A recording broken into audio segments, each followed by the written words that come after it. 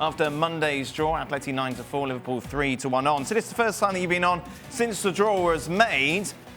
It seemed like everyone was going, oh, this is the tie that Liverpool really don't want. Atleti are the sort of team, you know, that are going to break them down, not let them play. But isn't that Atleti of a couple of years ago compared to the Atleti this season who aren't actually that good?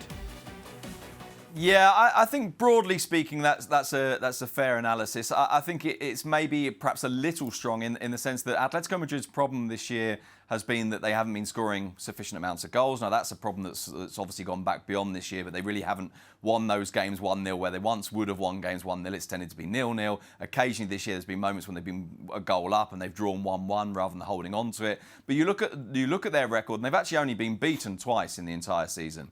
And so they're still a team that are not going to be easy to find a way past. But most of the Atletico Madrid fans and those who cover Atletico Madrid here in Spain think this is really bad news. There is an enormous amount of respect for Liverpool. There is a sense that Liverpool just play the game faster, more aggressively, more intensely, and more relentlessly than anyone in Spain. And there's no doubt that Liverpool are favourites. Now, can Atletico Madrid cause some problems? Yeah, they can, but this isn't a good draw for them at all. Meanwhile, the marquee tie from the draw has to be, of course, Real Madrid against Manchester City. Ooh, Sid, ooh.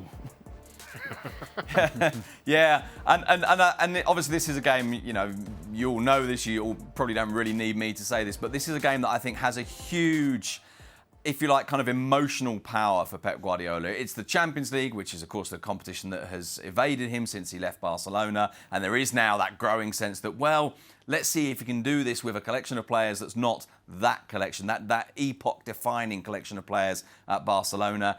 It's not just that, it's against Real Madrid, it's back in Spain. Pep Guardiola, in particular with everything that's been happening with Catalonia over the last, 18 months or so, I think has even more of the Spanish media against him now. There is that sense as well, isn't there, that in big Champions League games he's tinkered with things and changed things and it hasn't always worked out for him. So this is a really, really tough draw against a Real Madrid side who I think are starting to look quite good, and we've seen in previous seasons that they've improved enormously from December to February. You can kind of try and have an analysis of what they are now, but in February it might well be different. And you know, even if you look at Madrid now and think, well, truth be told, they're probably not of the level of a Liverpool or a City in terms of how they're playing, although we know City are not playing as well as they might.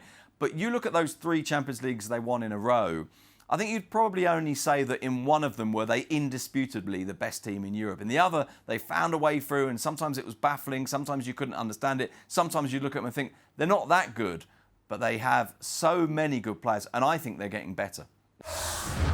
Thanks so much for watching ESPN on YouTube, and for more sports highlights and analysis, be sure to download the ESPN app, and for premium content and live streaming, subscribe to ESPN+.